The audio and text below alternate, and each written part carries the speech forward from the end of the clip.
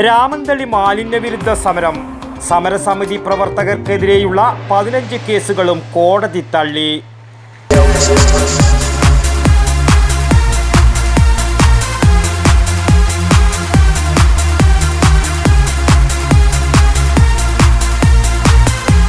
IC moon ice cream, a Janatha charitable society product.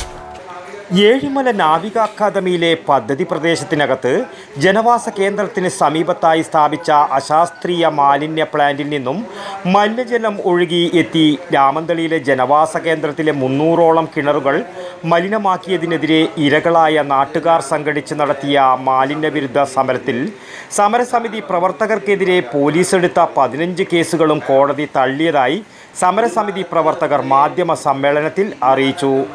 സമരം അവസാനിപ്പിക്കുന്ന സമയത്ത് നേവൽ അധികൃതർ നൽകിയ ഉറപ്പുകൾ പാലിച്ചതോടെ സമരം പൂർണ്ണ വിജയത്തിലെത്തിയിരിക്കുകയാണ്.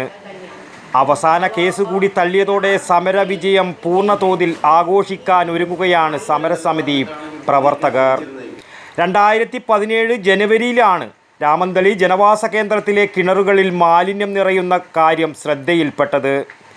വേനൽക്കാലത്ത് കിണറുകൾ വറ്റാറുള്ള ഇവിടെ കിണറുകളുടെ പകുതി വെള്ളം നിറഞ്ഞതും വെള്ളത്തിൻ്റെ നിറവ്യത്യാസവും രൂക്ഷഗന്ധവും ശ്രദ്ധയിൽപ്പെട്ട നാട്ടുകാർ സംഘടിച്ച് ആർ കുഞ്ഞികൃഷ്ണൻ മാസ്റ്റർ ചെയർമാനും KP രാജേന്ദ്രകുമാർ കൺവീനറുമായി ജനാരോഗ്യ സംരക്ഷണ സമിതി എന്ന പേരിൽ കൂട്ടായ്മ രൂപീകരിച്ച് സമരരംഗത്ത് ഇറങ്ങുകയായിരുന്നു.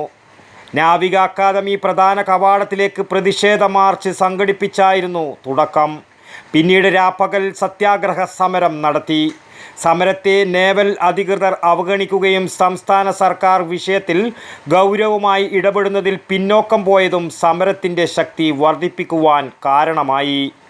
പിന്നീട് സമരം അവസാനിക്കുന്ന 2017 മെയ് 24 വരെ നിരന്തര സമരമുഖത്തായിരുന്നു ജനാരോഗ്യ സംരക്ഷണ സമിതി പ്രവർത്തകർ. മാലിന്യം നിറഞ്ഞ വെള്ളവുമായി സ്ത്രീകളും കുട്ടികളും അടങ്ങുന്ന സമരസമിതി പ്രവർത്തകർ നേവൽ അക്കാദമി കവാടത്തിലേക്കും കണ്ണൂർ കളക്ടറുടെ വസതിയിലേക്കും മലിനജലം നിറച്ച കുടവുമായി മാർച്ച് നടത്തി. റോഡ് ഉപരോധ സമരം നടത്തിയ പ്രവർത്തകരെ പോലീസ് അറസ്റ്റ് ചെയ്ത് നീക്കിയതാണ് കേസുകളുടെ തുടക്കം. പിന്നീട് പല പ്രതിഷേധ സമരങ്ങളിലായി സ്ത്രീകളടക്കം 100-ലധികം ആളുകളുടെ പേരിലാണ് പോലീസ് കേസെടുത്തത്. നിരവധി സമരസമിതി പ്രവർത്തകരെ പോലീസ് അറസ്റ്റ് ചെയ്ത് ജയിലിലടച്ചു. സാമൂഹിക രാഷ്ട്രീയ രംഗത്തെ നിരവധി പ്രമുഖർ സമരപന്തൽ സന്ദർശിച്ച് ഐക്യദാർഢ്യം പ്രഖ്യാപിച്ചത് ആവേശമായിരുന്നു. ജില്ലയിലെ പ്രാദേശിക സമരസംഘടനകൾ നിരന്തരം സമരപന്തലിലെത്തി സമരത്തിന് ഊർജം പകർന്നു. സമരത്തിൻ്റെ അവസാന ഘട്ടമായി നടത്തിയ നിരാഹാര സമരമാണ് മാലിന്യവിരുദ്ധ സമരത്തിൻ്റെ വിജയത്തിലേക്ക് നയിച്ചത്.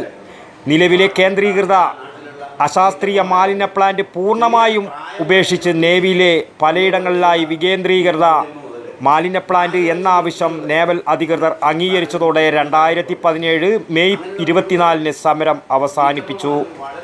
അക്കാദമിയിൽ ഇത്തരത്തിൽ 4 വികേന്ദ്രീകൃത മാലിന്യ പ്ലാന്റുകൾ സ്ഥാപിച്ച് മാലിന്യ പ്രശ്നം ഒഴിവാക്കിയതും പോലീസ് സമരസമിതി പ്രവർത്തകർക്കെതിരെ എടുത്ത കള്ളക്കേസുകൾ കോടതി തള്ളിയതും സമരത്തിൻ്റെ പരിപൂർണ വിജയം ഉറപ്പിച്ചിരിക്കുകയാണ്.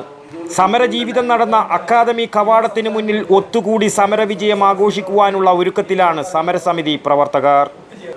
R Kunhikrishnan master, KP Rajendrakumar, PP Narayani, PK Narayanan, M Padmanabhan, KP Shakuntala, KM Anilkumar, Sunil Ramanthali എന്നിവർ വാർത്താ സമ്മേളനത്തിൽ സംബന്ധിച്ചു. വടക്കൻ വാർത്തകൾ, ന്യൂസ് ബ്യൂറോ, പയ്യന്നൂർ.